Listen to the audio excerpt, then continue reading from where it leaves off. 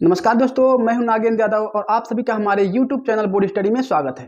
तो दोस्तों, आज हम अपने वेक्टर सीरीज के थर्ड लेक्चर में बात करने वाले हैं कि किस तरह से किसी गिवन वेक्टर का मैग्नीट्यूड कैलकुलेट किया जाता है। तो गाइस, वीडियो को पूरा देखना यार। मैं आप लोगों को गारंटी देता हूं कि आज के बाद आप लोगों को मैग्नीट्यूड निकालने में कोई प्रॉब्लम नहीं आएगी। तो गाइस, आइए हम अपने टॉपिक को स्टार्ट करते हैं और समझने की कोशिश करते हैं कि मैग्नीट्यूड होता क्या है और किस तरह से हम मैग्नीट्यूड कैलकुलेट करते हैं। तो सबसे पहले हम गाइस समझते हैं कि मैग्नीट्यूड क्या होता है। मैं आप लोगों को बता दूं कि बेसिकली जो मैग्नीट्यूड होता है वह वेक्टर के लेंथ को रिप्रेजेंट करता है। मैंने आप लोगों को वेक्टर के पहले लेक्चर में बताया था कि जो वेक्टर होता है वह एक एरो के द्वारा रिप्रेजेंट किया जाता है और जो एरो का हेड होता है वह वेक्टर के डायरेक्शन को रिप्रेजेंट करता है। ये हो गया हमारा एरो। ये जो हमारा हेड है यह डायरेक्शन को रिप्रेजेंट करेगा और जो लेंथ होता है एरो का वह वेक्टर के मैग्नीट्यूड को रिप्रेजेंट करता है। तो गाइस, आप लोगों को समझ में आ गया होगा कि मैग्नीट्यूड क्या होता है। मतलब जब कभी भी आप लोगों को मैग्नीट्यूड पूछा जाए तो बस आप लोगों को तुरंत समझ जाना चाहिए कि वह हमसे वेक्टर का लेंथ निकलवाना चाह रहा है। ओके गाइस, तो चलिए अब हम जानने की कोशिश करते हैं कि किस तरह से हम वेक्टर के मैग्नीट्यूड को कैलकुलेट करते हैं। तो गाइस, सबसे पहले हम ये देखेंगे कि 2D में दिए गए वेक्टर का हम मैग्नीट्यूड किस तरह से निकालते हैं। तो चलिए गाइस, आइए हम देखते हैं। मान लीजिए कोई वेक्टर ए है जो दिया गया है हमको A I cap plus B J cap और हमको निकालना क्या है, इसका मैग्नीट्यूड। मतलब कोई वेक्टर ए है तो उसका मैग्नीट्यूड जो होगा वह उसी का मॉडुलस होता है। यही हमको निकालना है, मतलब इस वेक्टर का हमको लेंथ निकालना है। तो सबसे पहले गाइस, मैग्नीट्यूड निकालने से पहले आइए हम इसको सीखते हैं कि किस तरह से इस वेक्टर को हम कोऑर्डिनेट प्लेन पे ड्रा करेंगे। ओके गाइस, तो सबसे पहले कोऑर्डिनेट प्लेन प्लॉट कर दीजिए। अब देखिए जो ए आई कैप है, इसमें जो आई कैप है मैंने आप लोगों को बताया था कि यह एक यूनिट वेक्टर होता है जो डायरेक्शन को रिप्रेजेंट करता है। और किस डायरेक्शन को रिप्रेजेंट करता है, यह एक्स एक्सिस के डायरेक्शन को रिप्रेजेंट करता है। ओके गाइस, मतलब एक्स एक्सिस की डायरेक्शन में ए यूनिट का एक वेक्टर बना दीजिए। ये हो गया हमारा वेक्टर ए यूनिट का, मतलब वह उस वेक्टर का लेंथ ए यूनिट होगा। ओरिजिन से मैंने स्टार्ट किया ओ। फिर दूसरे टर्म पे आ जाइए B J cap. B J cap जो है इसका मतलब ये है कि बी यूनिट मैग्नीट्यूड का एक वेक्टर होगा जो वाई डायरेक्शन में होना चाहिए। अब क्या करिए कि जहां पे पहला वेक्टर इंड हो रहा है वहीं से स्टार्ट करिए और बी यूनिट का एक वेक्टर बना दीजिए वाई डायरेक्शन में। ओके गाइस, हो गया। अब क्या करना है कि पहले वेक्टर के स्टार्टिंग पॉइंट और दूसरे वेक्टर के एंड पॉइंट को मिला दीजिए तो हमें वो वेक्टर मिल जाएगा ए वेक्टर। यही हमारा ए वेक्टर है। ओके गाइस, तो अब आप लोग ये सीख लीजिए कि किस तरह से वेक्टर को हम ड्रा करते हैं। मतलब जो वेक्टर दिया हो उस यूनिट का एक्स एक्सिस के डायरेक्शन में ओरिजिन से स्टार्ट करते हुए बना दीजिए। फिर वहां से जहां से यह पहला वेक्टर एंड कर रहा है वहीं से एक वेक्टर बना दीजिए दूसरा बी यूनिट का वाई डायरेक्शन में। और फिर क्या करिए कि पहले वेक्टर के स्टार्टिंग पॉइंट के दूसरे के एंड से ऐड कर दीजिए। वही जो हो गया हमारा रिजल्टेंट ए वेक्टर। अब हमको फाइंड करना है मैग्नीट्यूड, मतलब हमको अब वेक्टर मिल गया, ये वेक्टर है हमारा ए। मतलब इसी वेक्टर का हमको लेंथ कैलकुलेट करना है, मॉड ए। यही हमारा मॉड ए है। तो गाइस, लेट्स से ये पॉइंट ए है, ये बी है। ओके, तो जो ओ ए बी ट्रायंगल है वह हमारा एक राइट एंगल ट्रायंगल है। तो हमको ये पता है ये साइड हमको निकालना है। तो बेसिकली अब हमको यूज करना है कौन सा theorem, Pythagoras theorem. Pythagoras theorem apply करके हम यह इसका हाइपोटेनस निकाल लेंगे। तो वहां से हमको मिल जाएगा mod A is equal to root over A square plus B square. Guys, ये फार्मूला आप याद कर लीजिए। बार बार आप लोगों को फिगर बनाने की कोई जरूरत नहीं है, मैं आप लोगों को बता रहा हूं कि किस तरह से आप लोगों को याद करना है। आइए एक एग्जांपल के थ्रू हम समझने की कोशिश करते हैं, उससे हमें एक अच्छे से क्लियर हो जाएगा।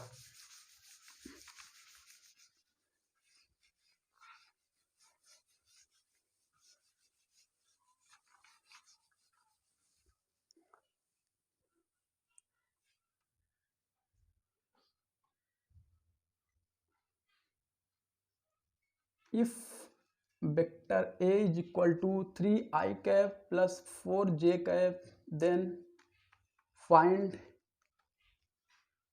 magnitude of vector a। क्या होगा। ओके गाइस, आप फिगर बना के भी कर सकते हो और डायरेक्टली मैंने जैसे बताया था उससे भी कर सकते हो। डायरेक्टली जो फार्मूला था हमारा रूट में root over A square plus B square, उसी से हम करते हैं। मैग्नीट्यूड जो आएगा वह होगा, मैंने बताया था रूट ओवर कोफिशिएंट ऑफ आई का स्क्वायर, कोफिशिएंट ऑफ आई का क्या है 3, 3 का स्क्वायर 9 प्लस जे का कोफिशिएंट 4, 4 का स्क्वायर 16, 25 रूट आ गया 5 यूनिट। आप फिगर बना के भी कर सकते हो। ओके गाइस, तो आइए हम फिगर बना के करते हैं।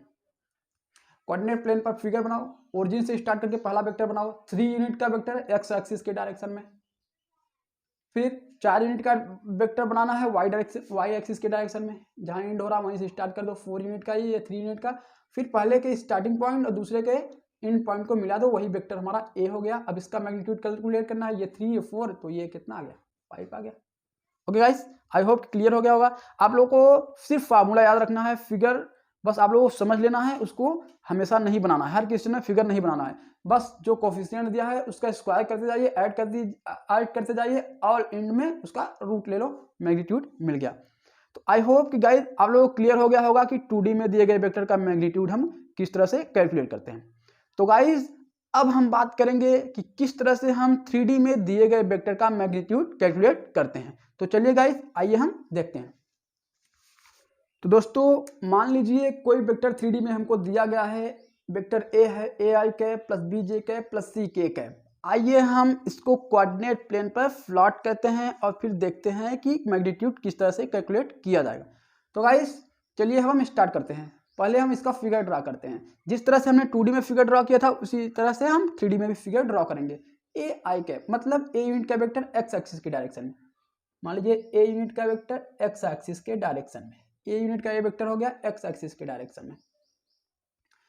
फिर क्या करना है, बी यूनिट का एक वेक्टर बनाना है जिसको हम वाई एक्सिस के डायरेक्शन में बनाएंगे। ये हमारा वाई एक्सिस हो गया, ये हमारा बी यूनिट का वेक्टर हो गया। ओके, फिर क्या करना है, सी यूनिट का वेक्टर बनाना है जेड एक्सिस के डायरेक्शन में। जेड एक्सिस ये है, ये जेड एक्सिस मतलब इधर बनाना है, ये यहां पे ना बना करके इसी के पैरेलल इस पर बनाओ, वेक्टर बी ये हो गया। फिर क्या करना है, यहीं से जहां पे एंड हो रहा है वहीं से यहाँ पे सी लेंथ का एक वेक्टर बनाना है इस डायरेक्शन में। देखिए आइए मैं एक बार से आप लोगों को और समझाता हूँ कि जो वेक्टर दिया है ये इतना दिया है, मतलब ए यूनिट का वेक्टर एक्स एक्सिस के डायरेक्शन में, फिर उसके जो एंड पॉइंट है वहीं से स्टार्ट करेंगे दूसरा वेक्टर बी यूनिट का वाई एक्सिस के डायरेक्शन में। यहाँ से हमने स्टार्ट किया बी यूनिट का वेक्टर वाई एक्सिस के डायरेक्शन में, एंड देन फिर यहीं से जहाँ पे ये दूसरा वेक्टर एंड हो रहा है वहीं से हम ये वेक्टर ड्रा करेंगे सी यूनिट का वाई जेड एक्सिस के डायरेक्शन में। यहाँ पे हमने बना दिया। फिर हम क्या करते हैं कि जो रिजल्टेंट वेक्टर आता है, जो पहला वेक्टर होता है उसके स्टार्टिंग पॉइंट और लास्ट वेक्टर के एंड पॉइंट को मिलाने पे हमको मिलता है। पहले वेक्टर का जो है यहाँ पे स्टार्टिंग पॉइंट ये था, पहला वेक्टर जो स्टार्ट हुआ था, और लास्ट वाला का जो एंड पॉइंट है ये, मतलब इन दोनों को ज्वाइन करने पे हमको वेक्टर मिल जाएगा। ओके गाइस, तो ये जो हमारा होगा वह ए वेक्टर होगा। बेसिकली हमको इसी का लेंथ चाहिए, यही जो होगा हमारा मॉड ए होगा।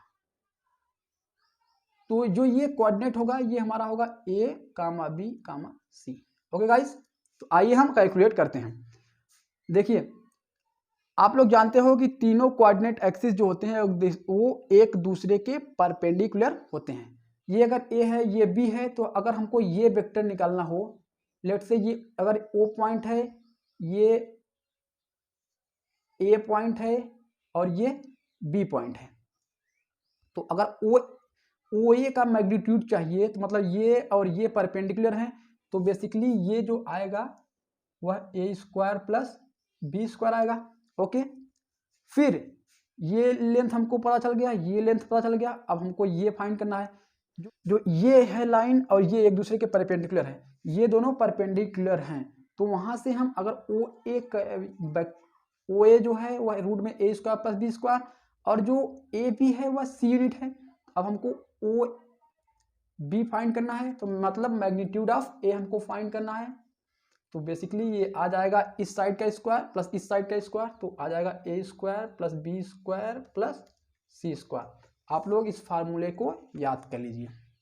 ओके गाइस, मतलब कि वेक्टर 2D में हो या 3D में हो, अगर मैग्नीट्यूड निकालना हो तो जो यूनिट वेक्टर के कोफिशिएंट है उन्हीं के स्क्वायर का सम कर लो और फिर उसका रूट ले लो, हमको मैग्नीट्यूड मिल जाएगा। ओके गाइस, देखिए वही हुआ है। ओके, तो आइए हम एक एग्जांपल के थ्रू समझते हैं, उससे हमें अच्छे से क्लियर हो जाएगा।